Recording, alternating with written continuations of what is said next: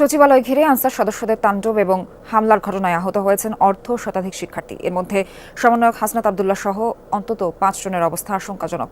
মাথায় গুরুতর আঘাতের কারণে 72 ঘণ্টার পর্যবেক্ষণে রাখা হয়েছে হাসনাতকে। আহতদের সর্বোচ্চ চিকিৎসা নিশ্চিত করা হবে জানিয়েছেন দুই উপদেষ্টা।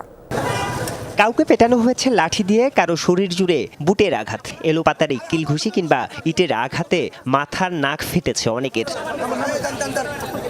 রোববার রাত 10টা থেকে ঢাকা মেডিকেল কলেজে আসতে থাকে একের পর এক আহত শিক্ষার্থী। এ যেন রক্তাক্ত জুলাইয়ের পুনরাবৃত্তি।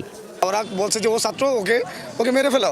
আমাকে কি করছে, ওদের বেল এই 3 হাত 4 হাত মানে সামনে থেকে লাথি মারছে। ওরা কোনো ধরনের বাস বিচার ছাড়া আমাদেরকে এত বড় লাঠি নিয়ে আমার মাথায় মারতে আসছে। তারা আমাদেরকে পাল্টা আক্রমণ করে, আমার হাত ভেঙে দিয়েছে। আগের থেকে তারা প্রস্তুতি ছিল। আমাদের ওই যে আপনার ইট পাটকেল মারছে, তারপরে যখন ধাওয়া দেওয়ার পরে আমরা পিছনে পড়ছি, তখন আমাদের ওদের বুট লাঠি অনেক পিটাইছে। ঢাকা মেডিকেল কলেজ হাসপাতালের হিসাবে আহত শিক্ষার্থীর সংখ্যা অন্তত 40 জন।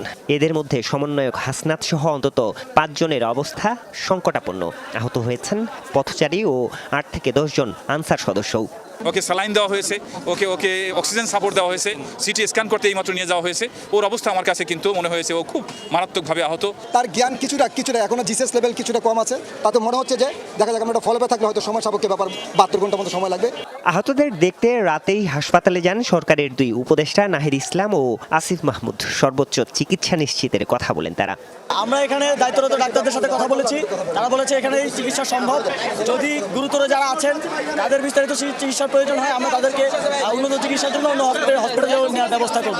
সচিবালয় ঘেরা করে শিক্ষার্থীদের উপর হামলার ঘটনাকে পরিকল্পিত দাবি করেছেন নাহিদ ইসলাম। দায়ীদের চিহ্নিত করে দ্রুত গ্রেফতারের নির্দেশ দেন তিনি। আজকের এই ঘটনাটি সম্পূর্ণ পরিকল্পিতভাবে করা হয়েছে একটা অরাজক পরিস্থিতি তৈরি করার জন্য। যারা এর সাথে জড়িত ছিল, যারা এই হামলা করেছে, যারা এই পরিকল্পনার অংশীদার, তাদের সকলকে দ্রুত সময়ের মধ্যে গ্রেফতার করে বিচারের আওতায় আনা হবে।